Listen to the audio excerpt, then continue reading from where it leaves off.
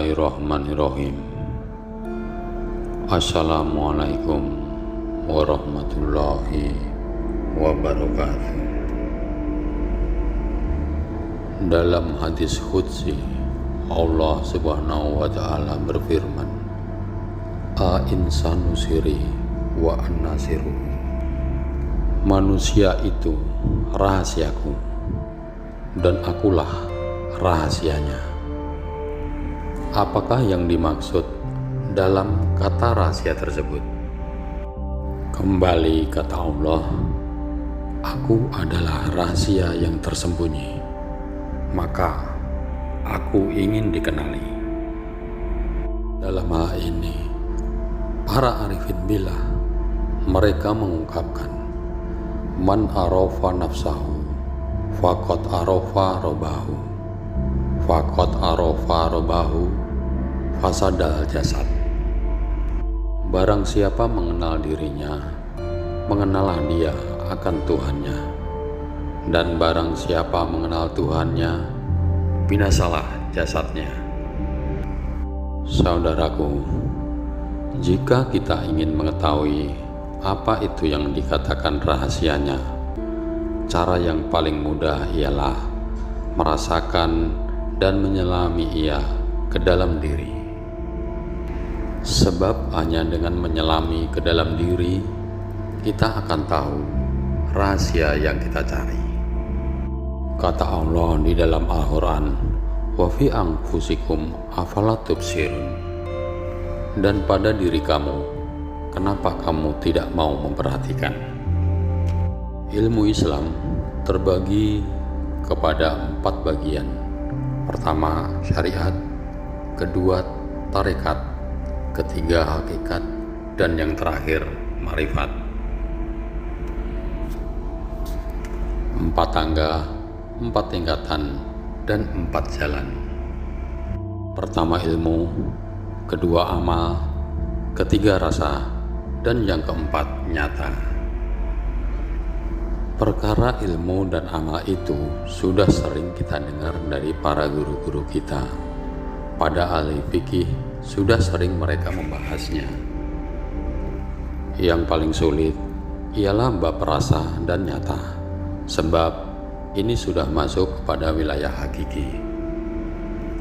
Berkenaan dengan perkara rasa, apa yang dimaksud dengan perkara rasa? Rasa yang bagaimana? Rasa yang sebagaimana? Rasa itu seperti apa? Untuk memahami perkara rasa ini, kita perlu memahami maksud perkataan rasa pada pandangan dan kefahaman makrifatullah. Jika dalam kefahaman ilmu syariat, kefahamannya adalah tertumpu kepada perkara perasaan, rasa sedih, rasa sayang, rasa bosan, rasa suka dan rasa tidak suka, dan berbagai macam rasa-rasa lainnya. Dalam kefahaman ilmu tarekat, perkara rasa ini tertumpu kepada rasa sauq yang hadir melalui amalia-amalia zikir yang ia amalkan. Zikir dengan cara dan kaidah yang disarankan oleh para guru mursyid pada jalan ilmu tarekat, sehingga hadir satu rasa yang asyik di jalan zikir tersebut. Jika pada kefahaman ilmu hakikat, perkara rasa ini tertumpu kepada gerak yang dikatakan kenyataan Allah bagi mengenalkan diri kepada diri yang sebenarnya diri. Saudaraku, perkara ini selalu dipraktikkan agar gerak rasa senantiasa hadir pada diri ini. Agar gerak rasa itu meliputi, menyelupungi, dan memenuhi diri, agar ia senantiasa adanya rasa itu selalu berkekalan dalam segala gerak dan diamnya. Hanya mereka yang merasa saja yang tahu inilah jalan yang harus dilalui. Jalan yang telah ditempuh oleh para wali terdahulu. Tetapi pertanyaannya, sejauh mana dan di mana perhentian daripada ilmu rasa ini? Di manakah akhirnya?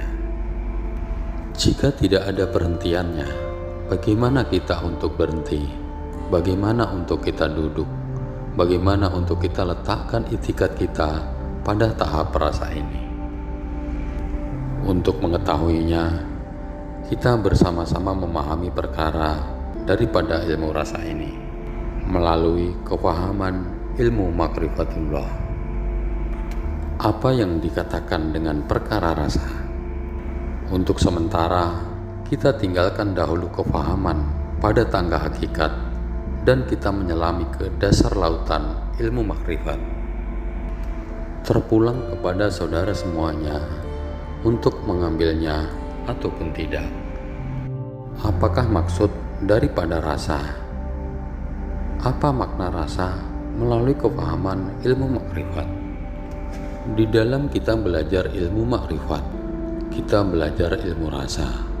Di dalam ilmu rasa, kita belajar ilmu nyata. Bukan hanyut dan terbuai oleh buayan rasa, sebab bukan lagi dengan dirasa-rasa. Jika masih dirasa-rasa, itu masih belum nyata.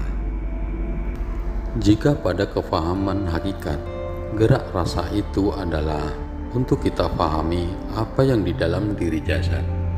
Setelah kita memahami apa yang berada di dalam diri jasad, apakah masih kita tidak yakin akan kenyataan daripada Allah itu? Apakah masih kita perlu kepada bukti bahwasannya kenyataan Allah itu? Bagaimana kita perlu kepada pembuktian berkenaan dengan kenyataan Allah? Cukup-cukuplah kita dengan apa yang ada pada diri ini. Wa fi anfusikum afala tubsirun. Kenyataan Allah itu jelas, nyata dan terang. Apakah yang berada di dalam diri kita ini?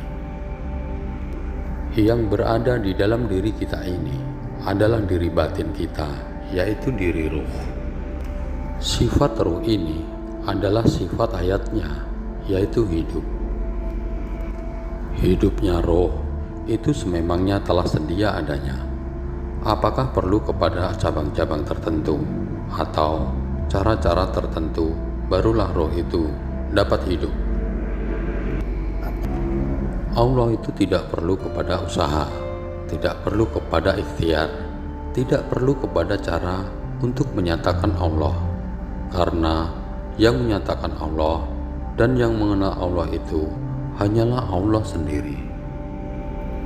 Untuk mengenal Allah itu bukan dengan jalan ilmu, bukan jalan amal, jalan rasa, bukan pula melalui guru.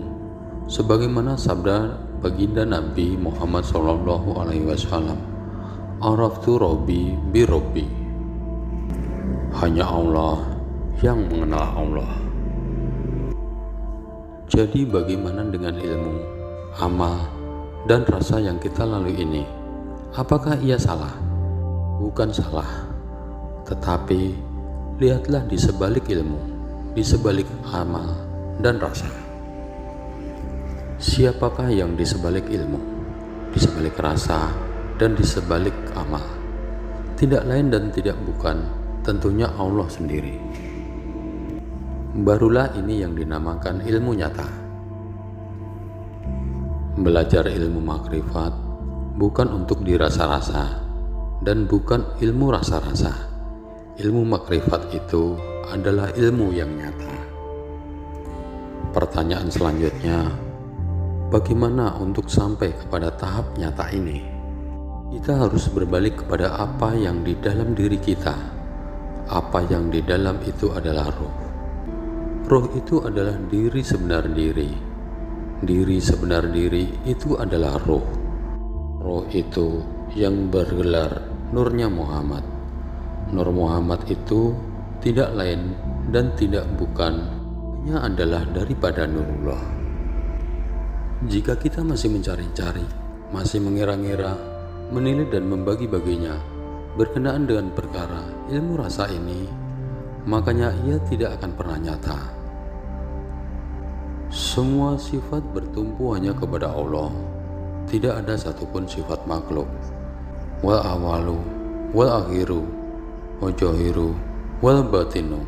Dialah yang awal dan yang akhir, yang zahir dan yang batin.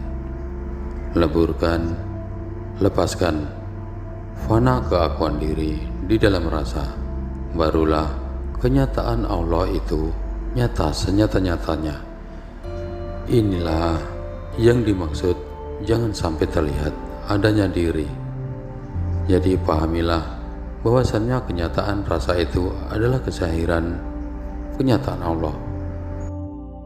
Sekian, semoga bermanfaat. Wabillahi taufiq wal hidayah. Wassalamualaikum warahmatullahi wabarakatuh.